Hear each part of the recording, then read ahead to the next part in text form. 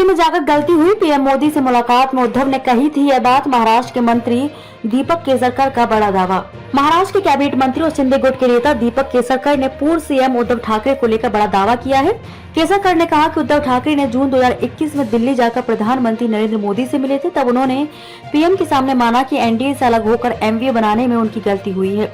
उन्होंने इस मुलाकात में पीएम से कहा था कि एनसीपी और कांग्रेस के साथ हाथ मिलाकर मुझसे गलती हुई। मुंबई जाकर मैं इस भूल को सुधारूंगा। हालांकि मुंबई वापस आने के बाद उद्धव ठाकरे ने ऐसा नहीं किया।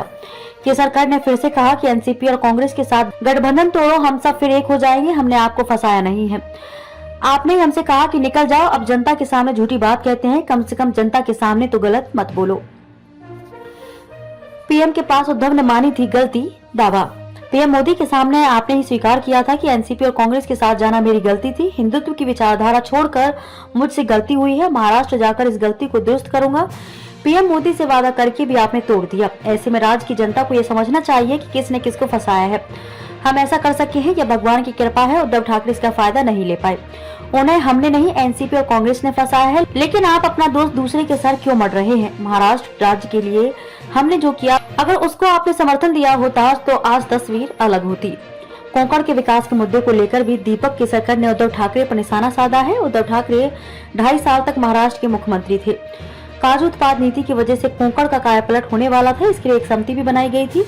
मैं भी उस समिति में शामिल था, लेकिन दुर्भाग्य से उस समिति ने कुछ नहीं किया। सिर्फ यह कहा जाता रहा कि केसरकर समिति है। हालांकि अब हमारे प्रयास से कोंकण को 63 करोड़ रुपए की निधि दी गई, जिसमें से 200 करोड़ काजू महामंडल को दिया गया। कोंकण की जनता कभी मांगती नहीं है। कोंकण के लोगों की वजह से बाला साहेब की शिवसेना बड़ी हुई थी।